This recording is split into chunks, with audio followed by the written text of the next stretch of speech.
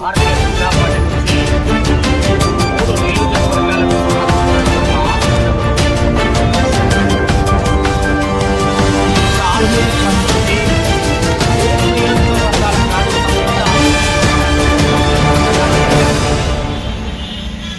కానీ ఈ యొక్క మంచిర్యాల హాస్పిటల్ పనిచేస్తున్నది ఆ యొక్క పేషెంట్ అక్కడికి రాగానే రిఫరెన్స్ చేయడం తప్ప డాక్టర్ లేక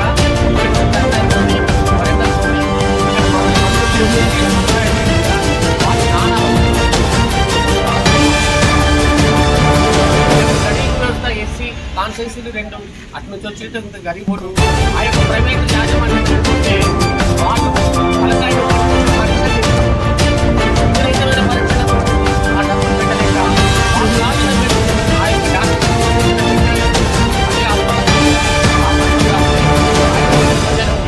జ్వరం కాదు కదా ఉన్న జ్వరం వచ్చడానికి సిద్ధమైన పరిస్థితి మన ప్రైవేట్ ఆ పరిస్థితి వాళ్ళు డెలివరీ కోసం వచ్చిన మహిళలు నానా అవసరం డెలివరీ ఉంటే ఇంట్లో ఉంటే సదుపాయం ప్రైవేట్ పోతే వాళ్ళ ఆపరేషన్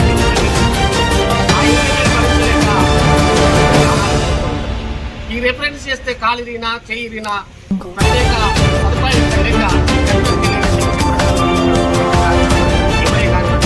డిస్ట్రిక్ట్ ఎన్నికల్లో ఇలా కలెక్టర్ గారు అందరూ సంబంధించిన దానికి సంబంధించిన అధికారులందరూ కూడా ఈ యొక్క స్థానిక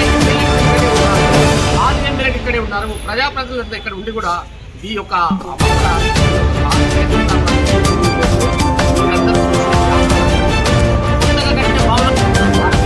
పార్టీ నుంచి 3 నియోజకవర్గాలకు సంబంధించిన ఈ యొక్క హాస్పిటల్ను పరిశీలన చేయడం జరుగుతుంది.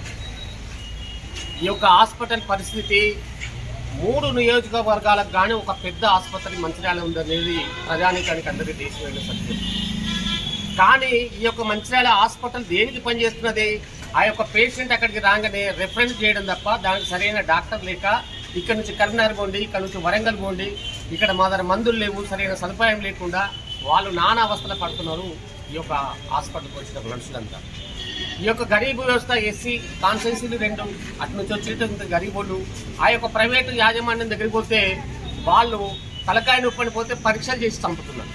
విపరీతమైన పరీక్షలతోటి ఆ డబ్బులు పెట్టలేక వాళ్ళు రాసిన మెడిసిన్ ఆ యొక్క డాక్టర్కు సంబంధించిన మెడికల్ ఏముంటుంది అదే హాస్పిటల్ ఉంటుంది కదా, ఆ మందులు రాస్తే ఆ యొక్క ఉన్న జ్వరం కాదు రేంజ్ జ్వరం కాదు కదా, ఉన్న జ్వరం వచ్చడానికి సిద్ధమైన పరిస్థితి మన ప్రైవేట్ హాస్పిటల్స్. ఆపరేషన్ వాళ్ళకు డెలివరీ కోసం వచ్చిన మహిళలు నానా అవస్థల పాలవుతున్నారు. ఇక్కడ డెలివరీకని వస్తే దీంట్లో ఉంటుంది సదుపాయం లేదు, దీంట్లో సదుపాయం లేదు చెప్పి ప్రైవేట్కి పోతే వాళ్ళ ఆపరేషన్ అని 20,000 గుంజుతున్నారు. ఆ 20,000 భరించలేక మధ్యలో ప్రాణాలు కోల్పోవడం జరుగుతుంది.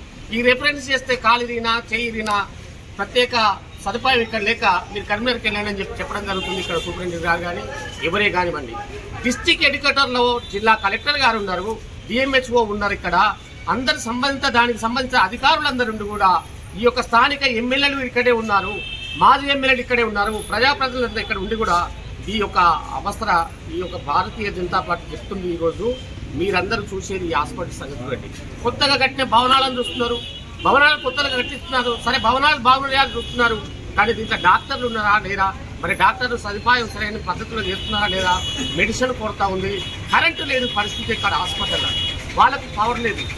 బాత్రూంలకు పోయి చూస్తే బాత్రూములు ఏ ఒక్క బాత్రూమ్ పనిచేయట్లేదు. మరి బాత్రూమ్లు క్లీన్ చేసే సిబ్బంది ఏమైనా చేస్తున్నారా, వాళ్ళని ఇళ్లలో వాడుకుంటున్నారా, మరి వాళ్ళు ఇక్కడ పనిచేస్తున్నారా లేదా, ఈ సూపరింటెండెంట్ గారు ఒకసారి వాళ్ళని గురించి గమనించాల్సిన బాధ్యత ఉన్నది. హాస్పిటల్ రోగం లేని రోగం ఇక్కడికి వచ్చి ఆ రోగాన్ని ఉన్నది అని చెప్పి ఈ పేషెంట్ వస్తే లేని రోగం జరిగే పరిస్థితి ఆ యొక్క బాత్రూమ్లను చూస్తే ఆ యొక్క నీటిని చూస్తే చెత్త చెదరం పెట్టినట్టు అన్ని పనికిరాని వస్తువులను దాంట్లో పెట్టించారు. అదే ఆ బెడ్ వాడు బెడ్లుగా ఖరాబ్ అయిన బెడ్లు ఇరిగిపోయిన బెడ్లను పెట్టింది తప్ప ఆ బెడ్ల దగ్గర ఆ దోమలతోటి విసికెత్తి ప్రజాజనకం ప్రైవేట్ నుంచి వాళ్ళు ఫ్యాన్లు లేని పరిస్థితి, వాళ్ళు బయట నుంచి ఫ్యాన్లు తెచ్చుకుంటున్నారు, బయట నుంచి నీళ్లు కొనుక్కొచ్చుకుని తాగుతున్నారు. కనీసం నీళ్లు గోదావరి దగ్గర ఉంది, అందుబాటులో ఉంది, నీరు సరఫరా లేని పరిస్థితి మనం ఈ దుర్భర పరిస్థితి హాస్పిటల్లో కనపడుతుంది. ఇటువంటి దుర్భర పరిస్థితిని ఇక్కడ ఉన్న ఎమ్మెల్యేలే కానివ్వండి, ఇక్కడ ఉన్న ప్రభుత్వ అధికారులే కానివ్వండి, కలెక్టరే కానివ్వండి, డిహెచ్ఎంఓ కానివ్వండి, ఇమ్మీడియట్గా దీన్ని స్పందించి వాళ్ళు దీన్ని సరైన పద్ధతులు చేయకపోతే రాబో భవిష్యత్తులో భారతీయ జనతా పార్టీ నుంచి పెద్ద ఆందోళన చేపట్టడం జరుగుతుందని చెప్పి హెచ్చరిస్తున్నారు.